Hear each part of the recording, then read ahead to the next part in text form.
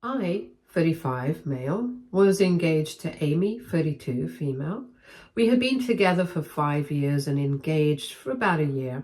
When we met, I had a stable job in finance. I made a decent living, and Amy was just starting out as a teacher. She was passionate about her work, but always talked about how underpaid and undervalued she felt. I wanted to support her, so I started helping with her bills pretty early in our relationship. I thought that's what partners did. Fast forward a couple of months and my job became increasingly stressful. I was working insane hours, losing sleep and starting to have health issues. Amy encouraged me to quit if I was not happy. She said, "Your health is more important than a paycheck." I agreed. And after some careful planning, I left my job. I had savings, investments, and rental income from a property my late grandfather left me. Financially, I was in a good spot. And I told Amy I would take a break to figure out what I wanted to do next. She seemed supportive at first. During this break, I managed our finances. I paid the rent, utilities, groceries, vacations, you name it. Amy's salary covered her personal expenses, but I took care of everything else. I took on some freelance projects, handled the maintenance and tenant issues for the rental property, and even helped Amy with lesson planning and classroom supplies. She joked once that I was like her personal assistant, but I did not mind. I was happy to help. After a few months, things between Amy and I started to feel different.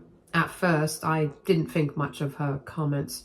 She would joke around, saying things like, "Must be nice to have no stress," when I would make her breakfast or help clean up.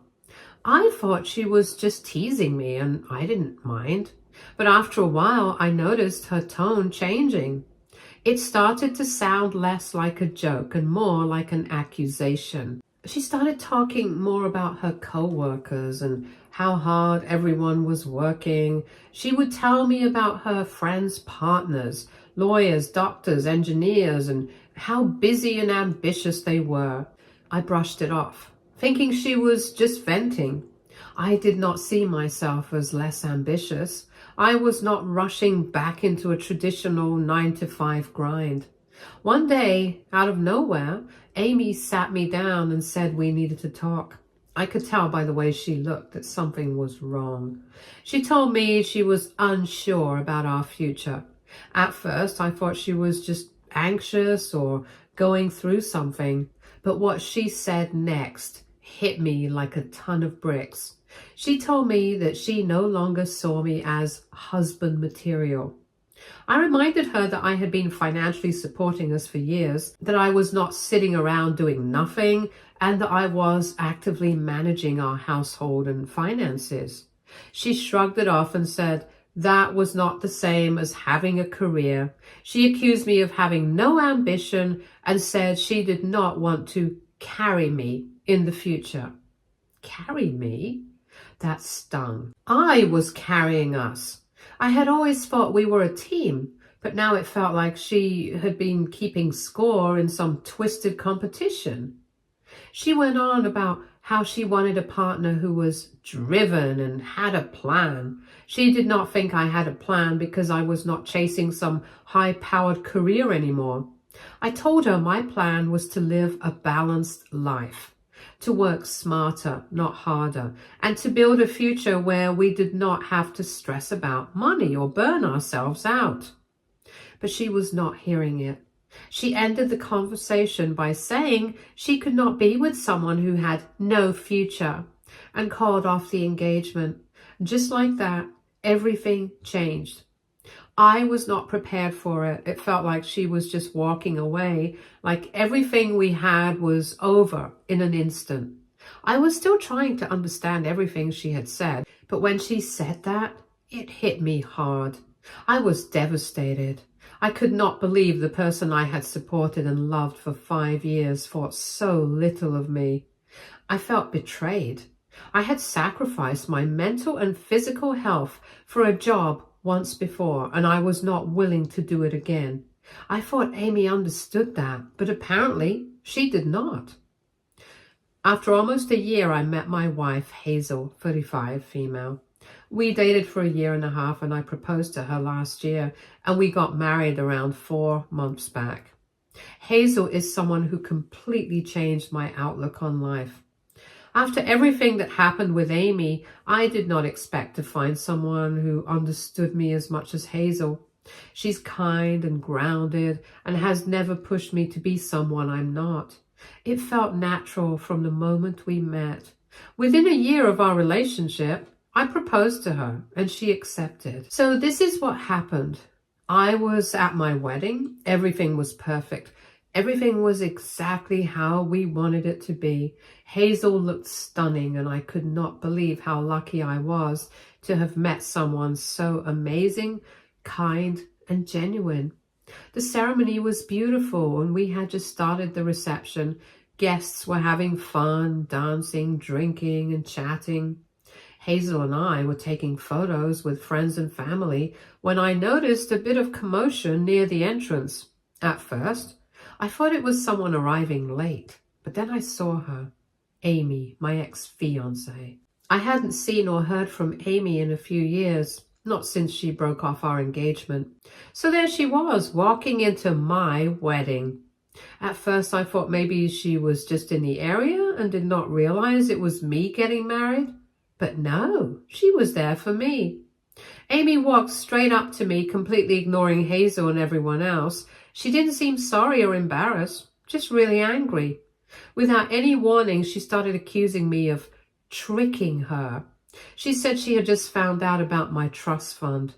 I was confused. I didn't understand why she was acting like this. She claimed that I had lied to her, hiding my money, and that it was unfair.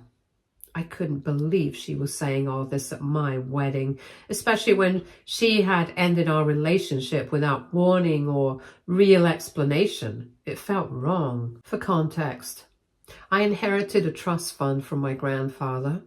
It is a sizable amount, and it is part of why I have been financially stable even after leaving my high-stress corporate job a few years ago. I have always been careful with it, using it as a safety net while I figure out what I want in life. I never flaunted it or used it as an excuse to be lazy. Amy, however, did not know about the trust fund when we were together, not because I was hiding it, but because it never came up. She never asked about my finances beyond the basics, and I never felt the need to explain every detail of my financial situation. I was paying all the bills and taking care of everything financially, so it was not like I was struggling. But now that she knew about the trust fund, she was furious. She started saying I had lied to her and manipulated her into leaving me. She claimed I had intentionally hidden my wealth so I could test her or something. I could not believe what I was hearing. She went on saying she deserved a second chance because, in her words, she had only broken up with me based on what she thought was the truth. She said that now she knew I had money, she felt like I owed her the opportunity to fix things. It was like a switch had flipped for her. Suddenly she seemed more interested in the idea of me because of my financial situation than anything else. She even said it was unfair that Hazel was going to marry me when Amy had invested so many years in our relationship. Hearing that felt like a slap in the face. Amy was trying to make it all about what she thought she deserved. It stung to hear her say that, especially since she had ended things with me without warning or a real explanation at the time. I tried to stay calm, but it was hard. She was making it seem like I owed her something just because we had been together in the past and I did not know how to respond. It felt wrong, almost like she was trying to rewrite our history just to get what she wanted. I could not help but wonder if this was really about love or just about what she thought she could get from me now that she knew about my trust fund. The audacity was unreal. Amy kept going, saying things like I was not being fair and accusing me of deliberately making her life harder by not telling her about the trust fund. She tried to paint herself as the victim, as if I was the one who had wronged her. Hazel was not about to let Amy ruin our day. She stepped up and told her off in front of everyone. Hazel said it was rude and desperate to show up at someone's wedding uninvited, especially to demand a second chance. She made it clear that Amy had no one to blame but herself for walking away. Hazel told her she had given up on me when she thought I had no future, and now that she knew the truth, she did not get to just waltz back in. She ended by saying this was our day and Amy had no place there. After Hazel shut her down, I told Amy I did not owe her an explanation about my trust fund because it had nothing to do with why she left me. She chose to walk away, called me a loser, and made it clear she did not respect me. I said if she had known about the trust fund back then, it wouldn't have changed how she treated me. And her showing up now only proved that. I told her I was grateful she ended things because it led me to someone who truly loved and supported me. And finally, I asked her to leave, saying I wished her the best, but she was not welcome here. She did not take it well. She stormed out, saying something about how I would regret choosing the wrong person. I ignored her and went back to celebrating with Hazel. The entire thing was absurd. On one hand, I was furious that she had attempted to ruin my wedding. However, I could not help but feel sorry for her. She had made her decision when she called me a loser and said I was not good enough for her. Now she was trying to go back because she had realized she was wrong, but it was too late. After everything settled down, Hazel and I laughed about it. It felt like the universe's way of reminding me that I dodged a bullet. I can't imagine spending my life with someone who values money over love, or who thinks they can just walk back into my life after tearing me down. So here's my question. AITA for not telling Amy about my trust fund when we were together? I feel like it was none of her business. Update 1. Amy hasn't stopped reaching out to me since the wedding. I thought after Hazel called her out and we kicked her out of the wedding that she would get the message and stop. But no, she's found a way around it. Instead of contacting me directly, she's going through my family and friends. Every time I think it's over, she finds a way to keep coming back into my life. It is especially hard because she was so close to my mother when we were together. They used to talk frequently and spend a lot of time together. My mother was genuinely fond of Amy, so the end of our relationship was a huge shock to her. Amy was not a part of our lives anymore, and my mother felt like she had lost a close friend. I can tell it's difficult for my mother to simply shut Amy out. Even though I have made it clear that I don't want anything to do with her anymore, Amy is aware of this, and she's now using it to her advantage. She kept calling my mom, reminding her of how close they were. It's always the same thing. Amy says things like, "We were so close, don't you miss me?" And "You should help me out." She's trying to use that bond they had to get my mom to help her contact me. Amy doesn't seem to respect my decision to move on. She doesn't understand that I don't want her in my life anymore. My mom is kind and polite, so it is difficult for her to simply block someone like Amy. But I can tell she's trying. She's trying not to take Amy's words seriously, even though it is difficult for her. I have done my best to block Amy in every way I can think of. I have blocked her on social media, I've blocked her number, and I have made it clear I don't want to hear from her. But somehow, she's still finding ways to reach out. Now she's going through my friends and relatives, and she keeps calling them and leaving messages saying that she has something important to tell me, something life-changing, and that I need to know. It is so annoying. I don't want to know anything. I don't need her to tell me anything. Every time my mom tells me that Amy is calling her again, it just makes me more irritated. I have already moved on. I'm with someone else now and I'm happy. I don't want to be dragged back into Amy's drama. Whatever she thinks she has to say doesn't matter to me anymore. It feels like she's trying to manipulate me into thinking that I need to listen to her, like I'll regret it if I don't. But I'm done. I have been through enough with her and I'm not going to go back to the mess we had. I'm honestly just tired of this. Amy's messages are always the same. You need to hear this, or this will change everything for you. But I don't care. I don't want her back in my life. I'm happy now and I don't need to listen to her. It is hard to explain how frustrating it is when someone you've blocked keeps trying to reach you through other people. It's like they're not respecting your wishes, and it just feels like an invasion of your space. I don't want to feel like I have to keep blocking her over and over again. I just want her to stop. Update 2. Hazel got a text from her. Amy somehow got Hazel's number and she sent a picture of a little boy. The boy looked about 2 to 3 years old. Along with the picture, Amy sent a long message. Hazel showed me the texts as soon as she got them. I was not sure what to say. I froze. The message took me by surprise and left me disturbed. She said the boy was my child and that she had found out she was pregnant before we broke up. She wrote that she never told me because she didn't believe I'd be capable of being a father. At the time, I wasn't working a regular job and she assumed I wouldn't be able to provide for a child.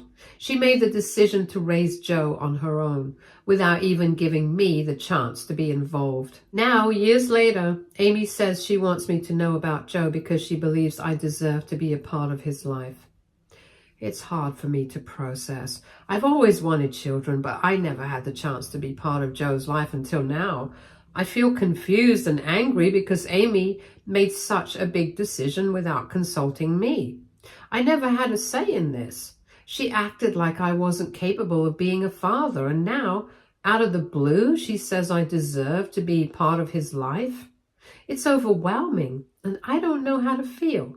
It's like she's trying to rewrite history and shift the blame onto me.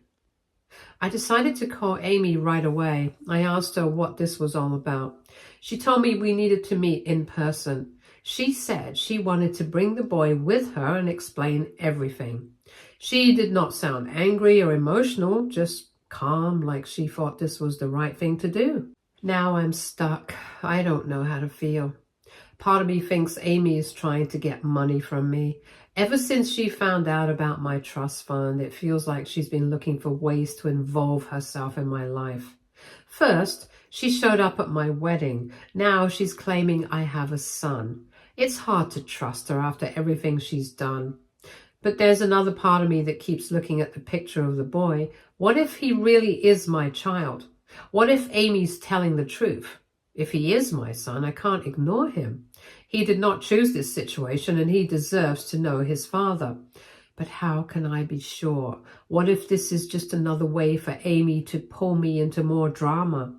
Hazel told me this was my decision and she would support me no matter what I chose. That means a lot to me, but it doesn't make the choice any easier. I keep going back and forth in my head. If I meet Amy and the boy, I might be walking into a trap. Amy might have some ulterior motive. Maybe she just wants money, or maybe she's trying to mess with my life now that I'm happy with Hazel.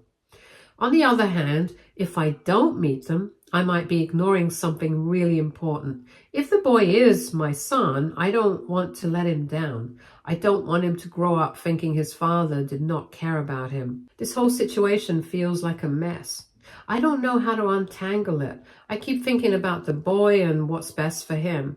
If he's my son, he deserves to know me. But if he's not, I don't want to get dragged into something unnecessary.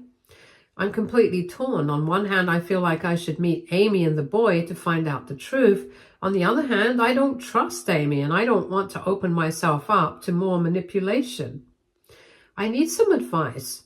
Should I meet Amy and the boy to fight this out, or should I protect myself and stay away from her games?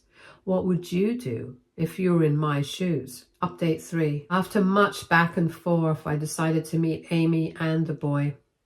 I felt that it was the right thing to do, but I did not feel ready for it. My only condition was that Hazel accompany me. I could not do this alone, and Hazel was there for me throughout. When I told Amy that Hazel would be joining us, she straight away agreed, which surprised me. We met at a park near Amy's place. When I first saw the boy, I could not help but feel a rush of emotions. I hadn't prepared for this moment at all, but there he was, standing in front of me, looking like someone I could relate to. It was all overwhelming. He was sweet and polite, but I could not shake the uncertainty. There was a lot going on in my mind, and I had to stay focused. Hazel was the first to point out the boy's resemblance to me. She told me he had green eyes like mine and brown hair too, and she also mentioned that his smile looked just like mine. She didn't say much else, but I could tell she was thinking about the same things I was. Was this really my son? The physical similarities made it hard to ignore, but I could not make any decisions based only on looks. Amy started telling me why she had reached out. She made it clear she wasn't asking for anything, no money, no favors, nothing for herself. She said the reason she contacted me was because she wanted me to be involved in raising the boy. She explained that for a long time she didn't think I'd be able to handle fatherhood. Back when we were together, she was worried about my job situation and how I wasn't working a traditional 9-to-5 job.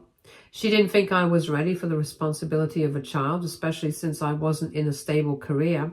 So she made the decision to raise the child on her own, thinking it was the best thing to do. But now, she said, after all this time, she thought it was important for me to know about the boy and be part of his life. It was a lot to take in. I had no idea about any of this, and now she was asking me to suddenly step in and be a father. I was confused and overwhelmed. I didn't know how to process everything she just told me. It felt like my whole life was changing in an instant. Amy went on to explain that she used to make snarky comments about me not having a steady job. She said that she regretted it and that she now realized it was not fair to judge me for it. But she also said that back then, she did not think I could take care of a child, so she left and decided to raise him alone.